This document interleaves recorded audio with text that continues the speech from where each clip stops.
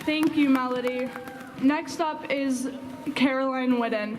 Caroline is the co-founder of the Me Too Orchestra, the world's only classical music organization created for individuals living with mental illness and the people who support them.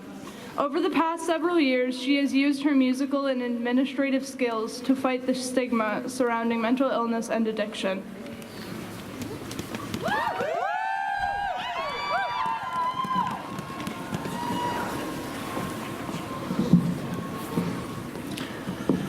Studies tell us that 1 in 5 people, perhaps as many as 1 in 4, will experience a mental illness during their lifetime.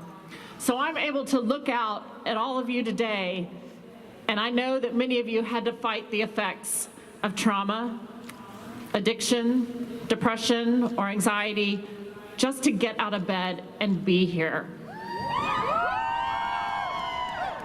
I want you to know that I appreciate your effort. I really do. I may not know exactly who you are, but I see you.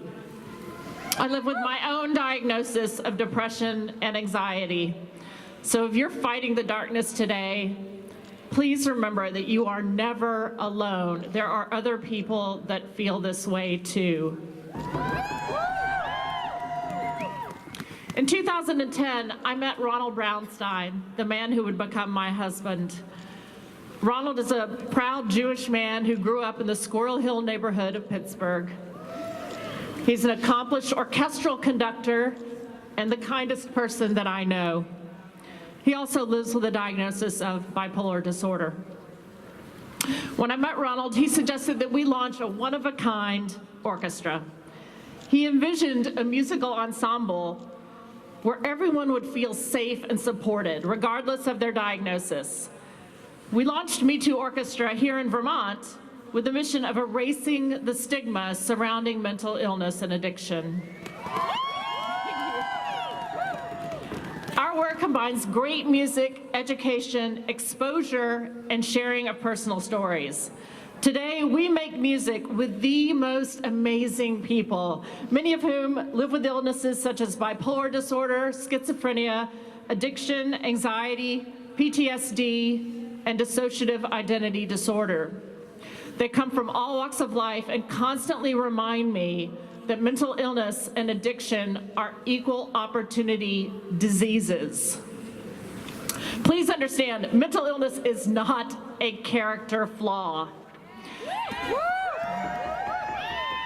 The people that I know that live with mental illness and addiction are some of the strongest human beings on the planet.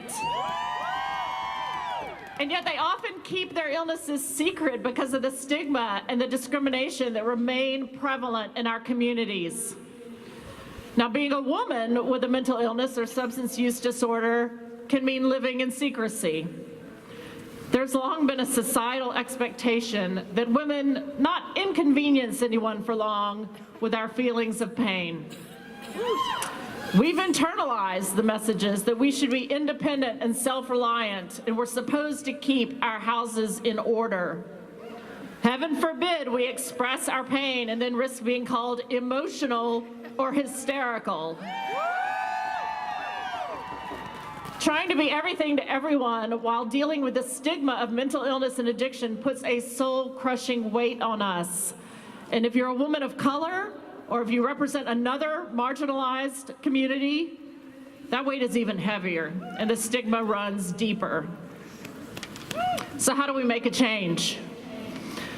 I would suggest that you start by creating your own stigma-free zone. How do you do that? I have some ideas. Begin by checking your language. Language is powerful. Please don't use mental illness to describe your character or personal habits. Don't joke that you're so bipolar on a day when you're a bit moody. And don't say you're so OCD just because you have to keep your desk organized a certain way. These are diseases. Please don't diminish that fact by using them as pseudo punchlines. Another thing we can all do is to talk about suicide. A lot of people die unexpectedly or suddenly. The This is code for an epidemic that we must face. It's like we can't talk about it because we're afraid we're going to catch it somehow. Nobody's going to catch suicide, but people will continue to die as a result of their battles with depression if we don't at least talk about it. It's a dishonor to the deceased if we don't acknowledge their truth. And I would add that the same is true when someone dies from an overdose. We as citizens must demand that our police forces receive training so they can de-escalate the situation when someone is in a psychiatric crisis. They also need to know how to keep someone safe once they're in custody. I know that some Vermont police departments are making great strides in this area, but I still hear gut-wrenching stories. I have a friend who was in a psychiatric crisis, and the police took her to a cell, and they left her there with her keys, which she promptly used to cut her wrists. That didn't need to happen. That wouldn't happen with some basic training.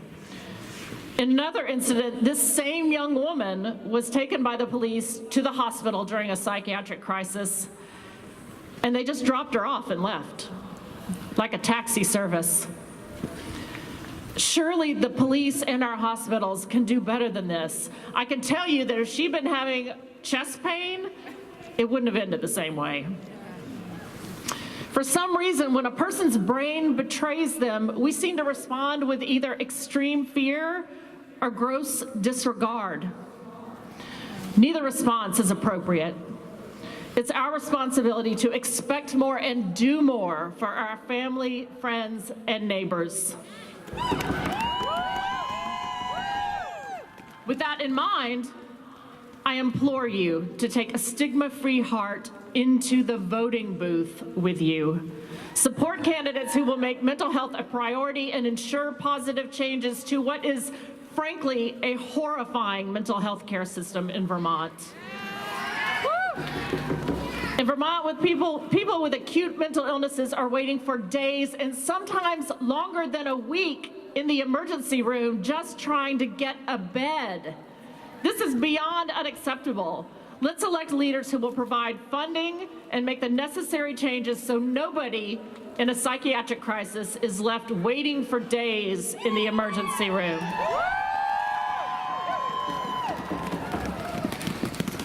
I want to wrap up my remarks by stating very clearly that mental illness and addiction are not separate issues.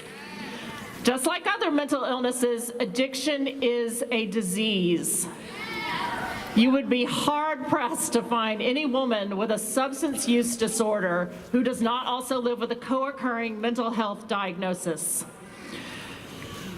As part of my personal commitment to care for my fellow human beings who are battling addiction, I recently started carrying Narcan in my purse. Narcan is the nasal spray that is used to reverse the effects of an opiate overdose. I carry it in the front pocket of my purse, right next to my lipstick. Now, I would love for every one of you to start carrying Narcan. That might be unrealistic, but there's a reason that I bring it up today. Even though it is statistically unlikely that I personally will be in a situation where I will administer Narcan, through the simple act of carrying it in my purse, I'm reminded daily of my personal pledge to be stigma-free and supportive of my fellow human beings when I encounter them during a crisis.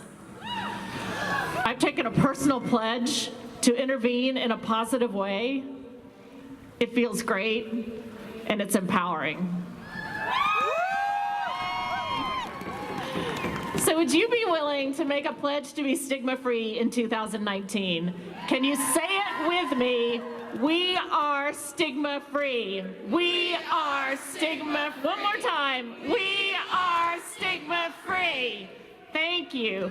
Please make a serious pledge to be a champion for those living with mental illness and addiction. Together we can make our communities healthier and stigma-free for everyone. Thank you.